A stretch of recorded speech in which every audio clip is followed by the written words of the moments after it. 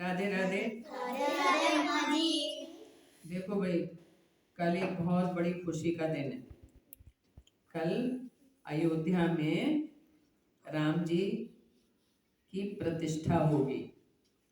प्रतिष्ठा का मतलब होता है राम जी अपनी जगह पर विराजमान होंगे। नई रामलला की सुंदर सी मूर्ति है, उसका अनुष्ठान चल रहा है और कल पूरे देश में बहुत खुशी मनाई जाएगी।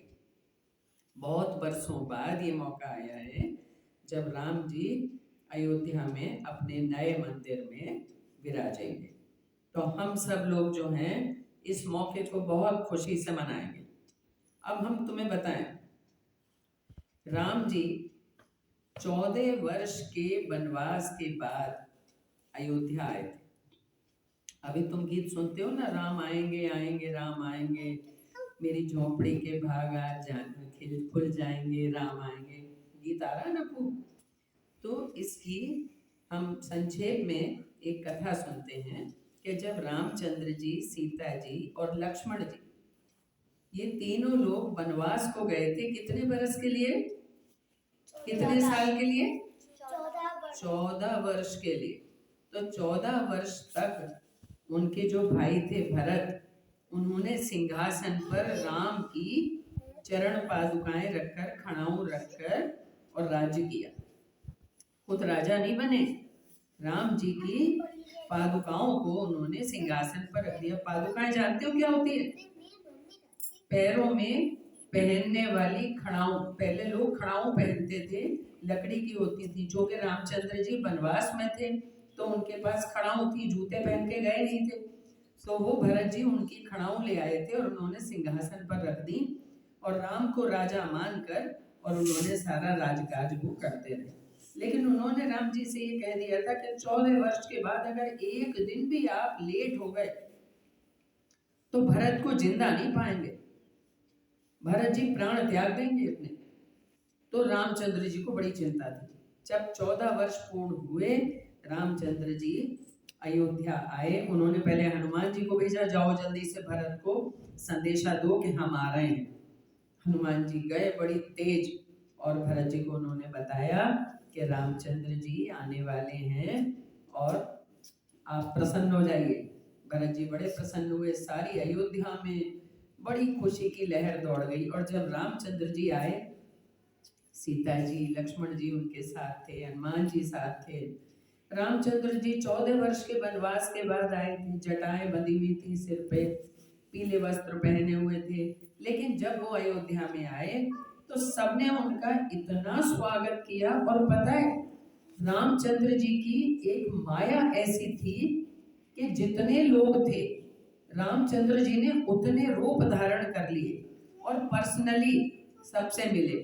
जो बड़े थे उनके चरण स्पर्श करे, जो छोटे थे उनको आशीर्वाद दिया, जो बराबर वाले थे उनके गले मिले। माताएं सब उनको देख के बहुत प्रसन्न हुई, आंसू निकलने लगे माताओं के। और उसके बाद में जब वो आ गए, उनका स्वागत हो गया। तो गुरु जी के कहने से फिर उनका राज्याभिषेक हुआ, उनको सिंहासन पर बिठाया गया, उनको अभिषेक कराया गया और उनको गुरु जी ने तिलक लगाकर उनका राज्याभिषेक किया, उनको राजा बनाया। सीता जी बनी रानी और राम बने राजा। तो राम का राज्याभिषेक हुआ और सब लोग बड़े प्रसन्न हुए। सबको खूब दान दिए गए, माताओं ने आरती उतारी, ब्राह्मणों ने वेद मंत्रों का उच्चारण किया और राम जी को उपदेश दिया गुरु जी ने कि भाई राजा होके आपको कैसे काम करना है। और राम राज्य में सब लोग बड़े सुखी हुए। रामचंद्र जी ने अपना राज्य संभाला।